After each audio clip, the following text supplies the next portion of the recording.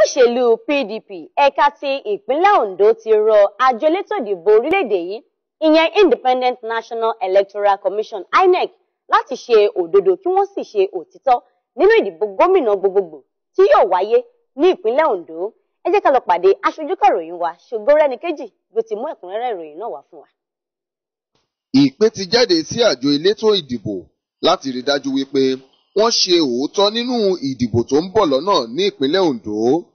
Ẹni tí ó pe ìpè yìí ni kọmíṣánná fún ọ̀rọ̀ ìròyìn àti ìkànsíra ẹni ní ìpínlẹ̀ Ondo, ọ̀gbẹ́ni Káyọ̀dé Akínmádé. Lásìkò tó ń bá ikọ̀ tẹlifíṣàn Orísun sọ̀rọ̀, ó sọ wípé ohun tó dára ni bí àwọn àjọ elétò ìdìbò bá lè rí dájú wípé wọn kò ṣe mọ̀kàrúrù nínú ìdìbò eléyìí tó ń bọ̀ lọ́nà. Bákan náà ni kò ṣàìsọ bí ìjọba ìpínlẹ̀ Ondo ṣe ń gbáradì tí wọ́n sì ń múra kí ètò ààbò àwọn ará ìlú lè fẹsẹ̀ múlẹ̀ dandan lásìkò ìdìbò àti lẹ́yìn ìdìbò. Ẹ gbọ́ bó ṣe sọ. Kí wọ́n rí i pé wọ́n ṣe òtítọ́. Àwọn ọmọ Ondo State wọ́n yàtọ̀ sí àwọn ọmọ Edo. A fẹ́ kí nǹkan tó ṣẹlẹ̀ ní Ondo State ní 1983 kó ṣẹlẹ̀. Kí wọ́n jọ tó ń bá wá sí Ondo State kí wọ́n jẹ́ kí ìbò yẹn kó lọ ní ìrọ̀wọ́rọ̀sẹ̀. Tí wọ́n bá fẹ́ fi gbọ́mọ bà fọ́ṣun ọmọ Ondo State wọ́n á ké o. Àmúdẹ gbàdúrà lágbó Ọlọ́run jẹ́ kí ìlú kó torí wọn bàjẹ́. Ìmọ̀ràn mi fún àwọn ọmọ ìpínlẹ̀ Ondo ó ní pé kí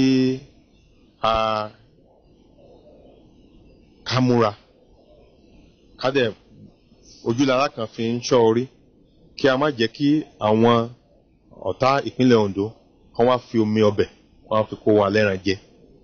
Àtìrí ìjọba tó wà lóde yìí àdẹ̀tìrí nǹkan mèremère tí wọ́n ṣe.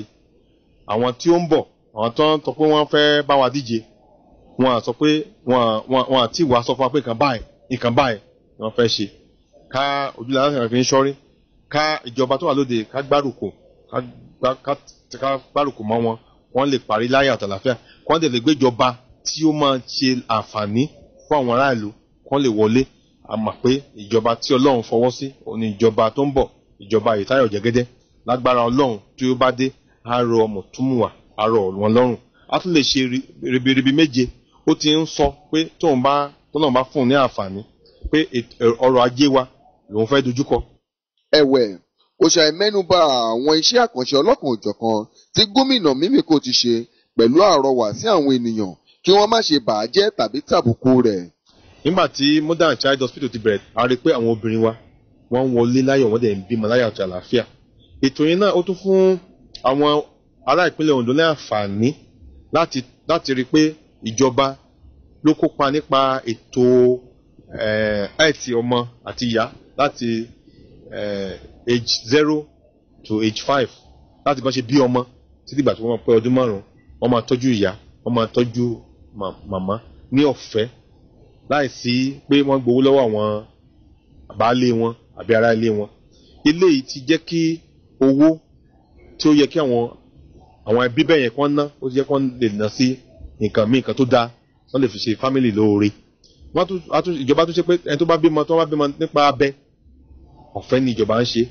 A rí ilé ìwòsàn míì tó yẹ pé àwọn tó bá fẹ́ bímọ nípa abẹ wọ́n san owó tó gọbọi wọ́n san 500,000 150,000 200,000 gbogbo ilé ní ìjọba ṣe ní ọ̀fẹ́ fún àwọn obìnrin wa.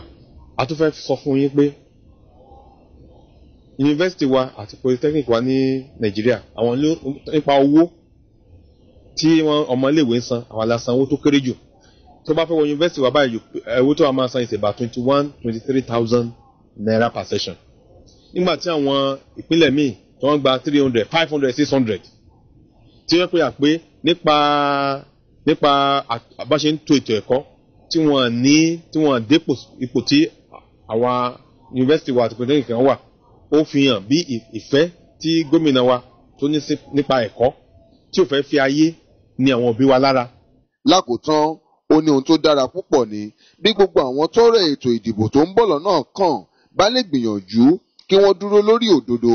A ó rí wípé ìpínlẹ̀ Ondo àti orílẹ̀-èdè Nàìjíríà yóò wà ní àlàáfíà.